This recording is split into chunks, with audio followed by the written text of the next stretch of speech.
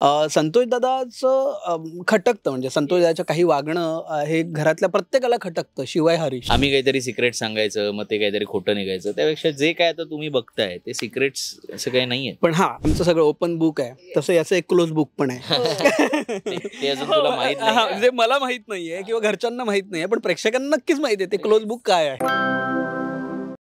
Hello नमस्कार friends, मी मज्जाची नीलम लक्ष्मी निवास या मालिकेच्या सेटवर आली आहे आणि या सेटवर मला 2 असे गोड भावंड भेटली आहेत. ते गोड बोलल्यावर ज्या पद्धतीने हसलेत ना, त्याहूनच समजून जा आम्ही गोडच आहोत. गोडच आहोत. कसे आहात? आम्ही मस्त. तुम्ही कसे आहात? आम्ही खूप छान. आता ज्या जागेवर तुम्ही घेऊन आलात त्या जागेची ओळख आता तुम्हीच करून द्या. हा आमचा सिक्रेट अड्डा आहे. म्हणजे घरातले सगळे लोक झोपल्यानंतर आम्ही खूप महत्त्वाची चर्चा आणि विचार विमर्श करण्यासाठी आम्ही इथे दोघं भाऊ या जागेवर येतो, चर्चा करतो, काय करायला पाहिजे लाईफमध्ये वगैरे. त्याची चर्चा आमची या जागेवर असते. म्हणजे खऱ्या अर्थाने मी लहान आहे आणि मोठ्यांकडून जे शिकायला मिळतं ते मला या जागेवर मिळतं ऍक्च्युली. ही ती जागा आहे. प्रेक्षकांना तर या जागेविषयी पूर्ण कल्पना असेलच. आणि या जागेवर याचा नित्य नियम आहे आमचा. म्हणजे ह्या जागेवर आल्याशिवाय सेटवर आल्यासारखं वाटत नाही. वाटतच नाही, खरंच नाही. इथे एकदा तरी येऊन जावं असं वाटतं. हो, आणि एक तरी सीन करावा असा वाटतो. पण सांगा आता, भावंडांमधले घरातले काहीतरी सिक्रेट्स आमच्या प्रेक्षकांनाही सांगा. सिक्रेट्स काय, जे काय आमचं सगळं कुटुंब असं ओपन बुक आहे. सिक्रेट्स काय नाही त्याच्यामध्ये.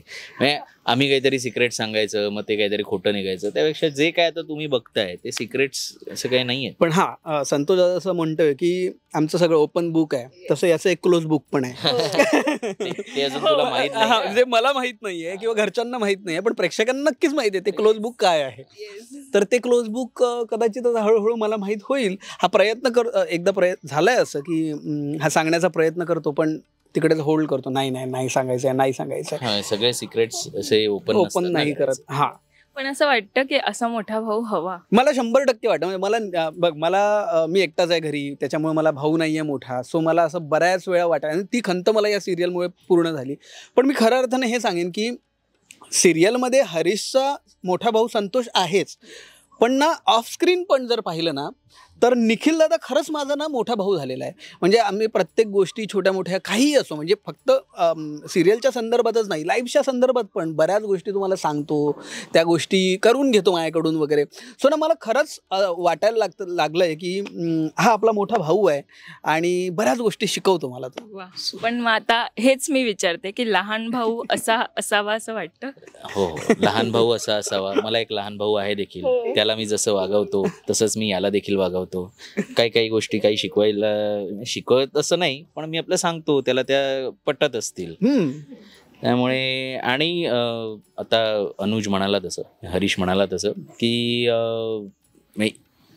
सिरियलमध्ये जरी आम्ही एकमेकांचे भाऊ असलो तरी आम्ही ऑफ स्क्रीन देखील भावासारखंच वागतो. त्याचं रिझन असं आहे की आम्ही जास्तीत जास्त काळ इथे एकमेकांसोबतच असतो. आमचं अख्खं दळवी कुटुंब हे आई, बाबा, आजी, भावंड असंच आहे. म्हणजे त्याच्यामध्ये मी मोठा असल्यानंतर त्याच्यात मला मोठेपणा देणं, याने लहानपणा घेणं, असं सगळं जसं आपल्या घरातल्या कुटुंबात असतं तसं इथे देखील आहे. मोठ्या भावाचा ओरडा कधी मिळतं असं नाही. म्हणजे असं सिरियलमध्ये अजूनपर्यंत म्हणजे असं झालेलं नाहीये की मोठा भाऊ माझ्यावर ओरडलाय. कारण ना, म्हणजे जर ओव्हरऑल आपलं कालच बोलत होतो आम्ही की संतोष दादाचं खटकतं, म्हणजे संतोष दादाच्या काही वागणं हे घरातल्या प्रत्येकाला खटकतं, शिवाय हरीश. म्हणजे ती मला माहिती आहे की ही गोष्ट चुकीची आहे, पण तरीही मी संतोष दादाला काही म्हणू शकत नाही. भावंडच साथ देतात असंच. तर म्हणजे बऱ्याच गोष्टी अशा आहेत की म्हणजे संतोष दादाला मी क्रॉस नाही करणार, काही असो तिकडे. आणि संतोष दादाचंही असं आहे की तो माझ्यावर असं ओरडणार नाही. तो मला सांगेल असं नाही रे, हे असं कर, ते जास्त चांगलं आहे, किंवा तुला सेव्हिंग करायचं आहे, हे करायचं आहे. या सगळ्या गोष्टी संतोष दादा मला सांगतो. आणि खऱ्या अर्थानं ना मला त्या रिअल आयुष्यात पण असं वाटतं की हा मला रिअल आयुष्यासाठी पण सांगतोय. सो ते ड्युएल होतं ते ॲक्च्युली. तेच बोलणार होते की मालिकेत जी भूमिका आहे ना, कंजूस दाखवली आहे, सेव्हिंग जास्त करण्याकडे लक्ष आहे, खऱ्या आयुष्यात त्याचा आता फायदा होतोय थोडाफार. आता खऱ्या आयुष्यात याचा फायदा होतोय की नाही असं कसं सांगू तुम्हाला. आता तो त्याचा सेव्हिंग थोडी ना सांगणार आहे. सेव्हिंग नाही सांगणार. बट आता जसं प्रयत्न पहिले तर असेल सेव्हिंग, ज्यात अजून वाढ झाली आहे की अशा भूमिकेमुळे अरे आता थोडंसं जजमेंट असं बसायला लागलं. या अशा भूमिकेमुळे हा एक फायदा आहे की जनरली माणूस आपल्याकडे काही मदत मागताना किंवा पैसे मागताना 2 वेळा विचार तरी नक्की करतो. हा एक फायदा आहे. बाकी अदरवाईज संतोष कंजूस आहे, निखिल कंजूस नाही. आणि संतोषच्या कंजूसपणामुळे निखिलला कदाचित जास्त खर्च करावा लागतो कधी उलट करावं लागतं त्यामुळे. पण हरीश आता जसा आम्हाला दिसतोय, म्हणजे लास्ट इंटरव्ह्यू तो बोललेला मी बायकोचा बैल आहे, तर त्याला काय सल्ला देणार आहे यावर? कॅरेक्टर तसं आहे आणि त्याचं रिझनही आहे. म्हणजे तो काय उगाचच बायकोचा बैल असं नाही आहे, तो ते समजून उमजून आहे. म्हणजे मोठ्या घरातून ती मुलगी आमच्या घरी आलेली आहे, तर ती इथे ऍडजस्ट होते ना, तिच्या कम्फर्टसाठी म्हणून तो असा बायकोचा बैल म्हटला जाऊ शकतो. पण तो जेव्हा ते सिक्वेन्स शूट होतात हसायला येत. हो, म्हणजे काय, आम्ही त्यामुळे बरेचसे रिटेक देखील होते की आम्हालाच आमचं काय काय गोष्टी हसायला येतात. मी काही संतोषच्या कॅरेक्टरचं काही एक्स्ट्रा केलं की मग तिकडे सगळे हसायला लागतात. जान्हवी बरोबरचा व्हिडिओ कॉलचा सिक्वेन्स आणि त्याच्यात काहीतरी भावना म्हणते की आनंदीला फ्री शिक्षण मिळणार आहे, तर त्या फ्री शिक्षणवर मी तो कॉल सोडून देतो आणि फ्री शिक्षण कुठे कुठे मिळतंय फ्री. सो ते एक जेनरिक काही काही गोष्टी घडतात आणि त्याच्यातून पण हेच विचारते की ऑफ स्क्रीन बॉन्ड आहे ना, ऍक्च्युली मालिका खूप छान पोहोचते प्रेक्षकांपर्यंत आणि इतक्या कमेंट्स येतात ना, इव्हन आमच्या इंटरव्ह्यूज मध्ये पण येतात की लक्ष्मी निवासला जा, इंटरव्ह्यू घ्या, म्हणजे ते बघून आम्हाला खूप छान वाटतंय. तर तुमच्यापर्यंत त्या प्रतिक्रिया येतात तेव्हा तुमचं काय भावना असतात आणि कशा पद्धतीने आतापर्यंत प्रतिक्रिया आल्या? खूप बरं वाटतं. म्हणजे आम्ही इथे गेले 6 महिने जे काही कॅरेक्टरसाठी, अख्ख्या कुटुंबासाठी आणि ओव्हरऑल सिरियलसाठी जी काही मेहनत घेतोय त्याची ही खरं तर पोचपावती मिळाल्यासारखी आहे.